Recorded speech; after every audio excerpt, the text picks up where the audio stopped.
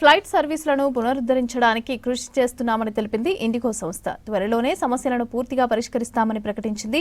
అటు ప్రయాణికుల కోసం వివిధ ప్రాంతాలకు ఆర్టీసీ ప్రత్యేక బస్సులను శంషాబాద్ ఎయిర్పోర్ట్ నుంచి నడుపుతోంది.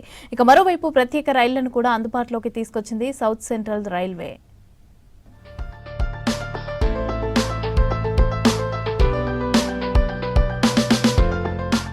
శంషాబాద్ ఎయిర్పోర్టులో ఇబ్బందులు పడుతున్న ప్రయాణికుల కోసం ముందుకొచ్చింది TGSRTC. Rajiv Gandhi international airport నుంచి ప్రత్యేక బస్సులను నడుపుతోంది.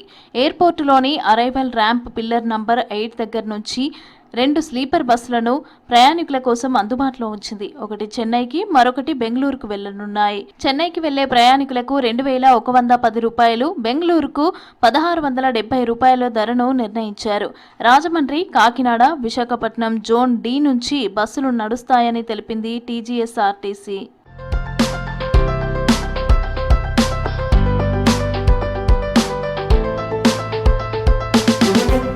దేశంలోని ఎయిర్పోర్ట్లోని పరిస్థితికి కారణం అధికారం ఒకరిద్దరి చేతిలో కేంద్రీకృతం అవ్వడమేనని అన్నారు బీఆర్ఎస్ వర్కింగ్ ప్రెసిడెంట్ కేటీఆర్. పైలట్లను దోపిడీ చేయొద్దని కేంద్రం ఏడాది కింద చెప్పిందన్నారు.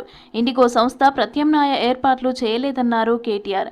సంపద మొత్తం కొంతమంది చేతుల్లో ఉంటే ఇలానే అవుతుందన్నారు కేటీఆర్. పవర్ అంతా ఒకరిద్దరి చేతుల కేంద్రీకృతం అయితే ఏమవుతుందంటే దాని దుష్పరిణామాలకు ఇవాళ భారతదేశంలో ఏవియేషన్ రంగంలో జరుగుతున్నది ఒక ఉదాహరణ. మీకు సివిల్ ఏవియేషన్ మినిస్ట్రీ కొన్ని రూల్స్ పాస్ చేసింది. ఏమని? శ్రమ దోపిడీ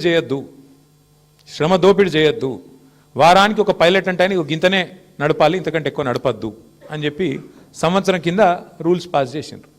సంవత్సరం కిందటనే వాళ్ళు కొన్ని డైరెక్షన్స్ ఇచ్చిండ్రు. DGCA, director general of civil aviation.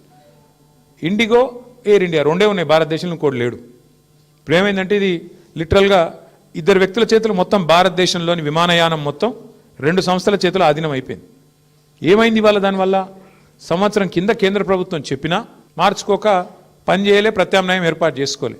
దాంతో ఏమైంది? నిన్న ఒక్క రోజు 1000 విమానాలు క్యాన్సిల్ అయినాయి. 1000, 1 కాదు 2 కాదు. మరి ఏమవుతుంది? ఎయిర్పోర్ట్ బస్ స్టాండ్ అయిపోయింది. వాస్తవం ఇది.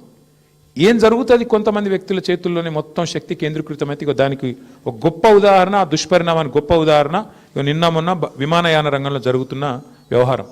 విమానాశ్రయాల్లో ఉన్నవారిని గమ్యస్థానాలకు చేర్చేందుకు రైల్వే శాఖ చర్యలు చేపట్టింది.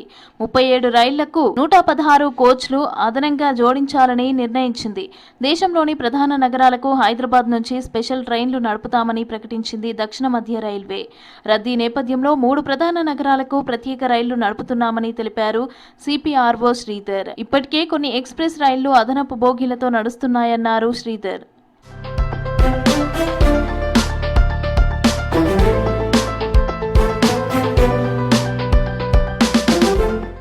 ప్రయాణికుల కోసం ప్రత్యామ్నాయం ఏర్పాట్లు చేస్తున్నారు అధికారులు. కేంద్ర ఆదేశాలతో ప్రయాణికులకు డబ్బును రీఫండ్ చేస్తున్నామని ప్రకటించింది ఇండిగో.